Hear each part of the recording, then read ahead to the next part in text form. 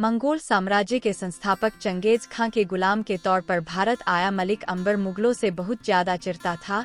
वह कहता था कि जब तक मेरे शरीर में जान है मैं तब तक मुगलों के खिलाफ लड़ूंगा। इथियोपिया में 1549 में जन्मे मलिक अंबर का शुरुआती नाम चापू था।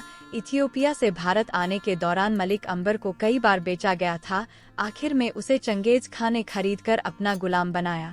चंगेज खां के साथ रहते हुए उसने अपनी सैन्य समझ को काफी बढ़ाया, जो बाद में उसके बहुत काम आई। अहमदनगर के शासक चंगेज खां की मौत के बाद मलिक अंबर गुलामी से आज़ाद हो गया।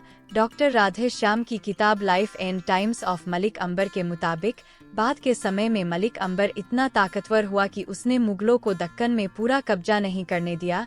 यही नहीं, बेशक मलिक कभी भी खुद सुल्तान नहीं बना, लेकिन हर शासक उसकी मर्जी से ही बनता था। किताब में लिखा गया है कि चंगेज खां की मौत के तुरंत बाद के दिन मलिक अंबर के लिए काफी मुश्किल भरे रहे। उसने बेहद कम पैसों के लिए कई छोटे बड़े काम किए। बदहाली से तंग आकर महत्वाकांक्षी मलिक अंबर ने दक्कन में जगह जगह से आए गुलामों को भर्ती करके एक ताकतवर सेना बना ली। ठीक इसी समय अहमदनगर में सत्ता का संघर्ष चल रहा था। आपसी लड़ाई के चलते अहमदनगर कमजोर हो रहा था। इसका फायदा उठाकर मुगलों ने अहमदनगर पर चढ़ाई की और किले पर कब्जा जमा लिया। अहमदनगर के सुल्तान की मौत के बाद मलिक अंबर ने सूझबूझ का इस्तेमाल कर 1601 में मुर्तजा निजाम शाह को गद्दी पर बैठा दिया। चंगेज खां का गुलाम रहा मलिक अंबर दरबारी राजनीति और प्रशासनिक काम बहुत अच्छे से जानता था, लिहाजा उसने मुर्तजा निजाम शाह को अहमदनगर की गद्दी पर बैठाया।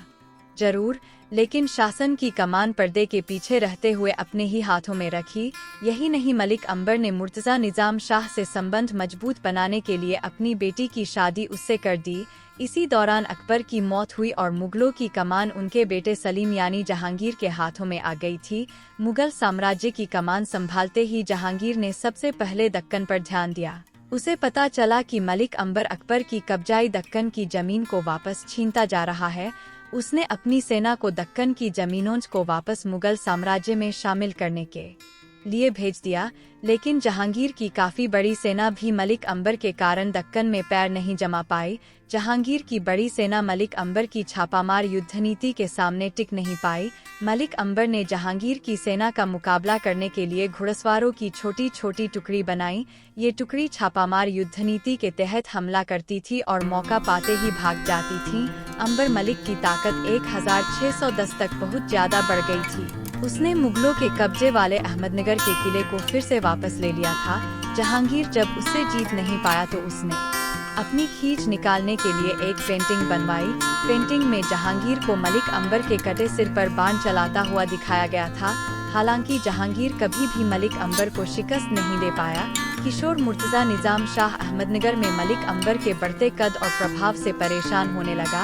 उसने मलिक अंबर को अपने रास्ते से हटाने की योजना तो बनाई, लेकिन उस पर अमल करने से पहले ही मुर्तजा निजाम शाह की मौत हो गई। दस्तावेज कहते हैं कि अंबर मलिक ने ही सचिव मीर अब्दुल फतेह के साथ शाह को जहर देकर मारने की साजिश की थी। मुर्तजा शाह की मौत के बाद मलिक अंबर ने उसके महज 5 साल के बेटे को अहमदनगर की गद्दी पर बैठा दिया। इससे अहमदनगर पर उसका वर्चस्व कायम रहा और नए सुल्तान की उम्र बेहद कम होने से उसे अपने खिलाफ किसी तरह की साजिश का कोई खतरा नहीं था। मलिक अंबर को 1617 में बीजापुर रियासत से मिलने वाली मदद बंद हो गई। बीजापुर रियासत ने मुगलों का साथ देना शुरू कर दिया। इसके बाद बीजापुर और मुगलों की सेना ने मिलकर मलिक अंबर के खिलाफ जंग का ऐलान कर दिया। इसके बाद भी मलिक अंबर की सेना ने छापामार युद्ध नीति के जरिए बीजापुर रियासत और मुगलों की मिलीजुली सेना को बहुत परेशान किया। मलिक अंबर और मुगलों की सेना का मुकाबला 1624 में हुआ। उसकी सेना मुगलों की फौज के सामने छोटी थी, फिर भी मलिक अंबर ने हार नहीं मानी। मलिक अंबर ने मुगलों की विशाल सेना का मुकाबला करने के लिए नई रणनीति अपनाई। उसने झील के पानी को सड़क की ओर मोड़ दिया। इससे मुगलों की सेना के रास्ते में दलदल बन गया। मुगलों की सेना जब वहां पहुंची तो दलदल में फंस गई। इसका फायदा उठाकर मलिक अंबर ने मराठा लड़ाकों को मुगलों की सेना पर हमला करके भारी नुकसान पहुंचाने में सफलता मिली। इस जंग में मलिक अंबर को बड़ी जीत मिली। मलिक अंबर के जिंदा रहते मुगलों को दक्कन में घुसने में कामयाबी नहीं मिल पाई। मलिक अंबर की 78 साल की उम्र में 1626 में मौत हुई। दोस्तों, ये रही ऐतिहासिक स्टोरी।